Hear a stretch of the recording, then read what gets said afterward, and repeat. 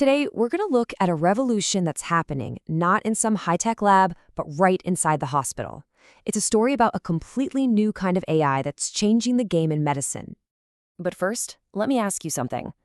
Just imagine you're a medical researcher, and your job is to search through literally millions of radiologists' reports, all that dense, complicated text, to find one specific pattern. How would you even start? Well, the reality is, it's a nightmare. For decades, it's been a slow, expensive, and painfully manual process. We're talking about a huge bottleneck that has been holding back medical research for years. And hey, don't just take my word for it.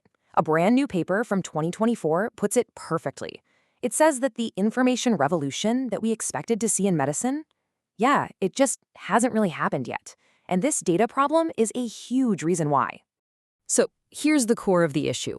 On one side, you've got structured data. Think of a nice, neat spreadsheet. It's organized, it's easy to search, simple. But then you have the free text reports. This is where most of the deep medical knowledge is hiding. And searching through it is like trying to find one specific sentence in a massive library, filled with thousands of handwritten diaries. It's messy, but it's where the good stuff is. Okay, so you're probably thinking what I'm thinking. It's 2024. Why don't we just use a powerful AI, something like ChatGPT, to read all of them for us? Seems like an obvious fix, right? Well, there's a giant catch. Those big, powerful AIs are all cloud-based. That means a hospital would have to send incredibly sensitive patient data over the internet to a private company's servers. And in medicine, patient privacy's everything. It's a sacred rule. So that whole idea, it's been a complete non-starter from day one. But what if the AI could come to the data instead of the data having to go to the AI?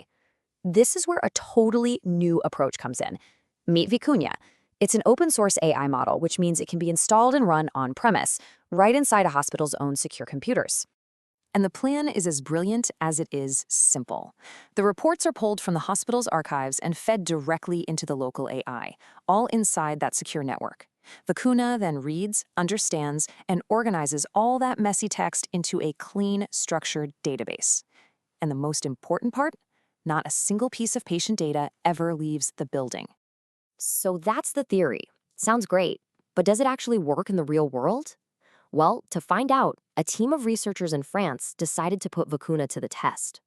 They basically gave it a series of exams, using almost 2,400 real brain MRI reports to see if it could make the grade. The test had 4 key parts. First, a simple one. Could the AI figure out which patients had a headache? Second, a technical question. Could it tell if a contrast dye was used during the scan? Third, the main conclusion. Was the scan normal or abnormal? And then the fourth and hardest challenge. Could it actually use medical reasoning to figure out if an abnormality on the scan was the cause of the patient's headache? This really is the million-dollar question. These are exactly the kinds of tasks that highly trained human radiologists do every single day. So could a general-purpose AI, one that wasn't specifically built for medicine, actually perform as well as a team of human experts? The results were, frankly, staggering. Vicuna absolutely crushed it, getting near-perfect scores on 3 out of the 4 big tasks. Let's actually look at the numbers. I mean, just look at this. Finding the symptom, 99% accuracy. Checking the protocol, 99.3% accuracy. Classifying the entire scan, 98%. These are just incredible results for an AI that had 0 specific medical pre-training for this job. Okay, but what about that 4th task? The really hard one, the one that required actual medical reasoning. On that one, Vicuna scored an 82%. Now, I know what you're thinking. 82%? That feels like a pretty big drop from 99. But here is the critical context. That task, figuring out if a specific spot on a scan is the cause of a headache, is so tricky and subjective that the human radiologists in the study often disagreed with each other. So for an AI to score 82% on a task that regularly stumps human experts, that is a really, really big deal. So we know it works. It's accurate, it's effective. But let's zoom out for a second and talk about the bigger picture. Why does using an open source on-premise AI like this actually matter so much for the future of medicine? Well, the benefits are huge. First, and most importantly, patient data stays 100% private and secure. Period. Second, because it's open source software, there are no expensive ongoing licensing fees. Third, it's super adaptable. You can tweak it for new tasks, use it in different languages, and any hospital can implement it.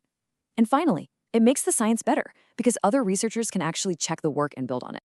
And let's be absolutely clear about one thing. This technology is not about replacing doctors, not at all. It's about giving them a powerful, secure assistant that can do the grunt work, freeing up those human experts to focus on what they do best, taking care of patients and making the big, complex diagnostic calls. So I'll just leave you with this one final thought. For decades, we've been accumulating this massive library of medical wisdom, all locked away in text. What if the clue to the next huge breakthrough, the cure for a disease, a new way to diagnose, what if it's already been written down, just waiting for the right AI to finally read it and connect the dots?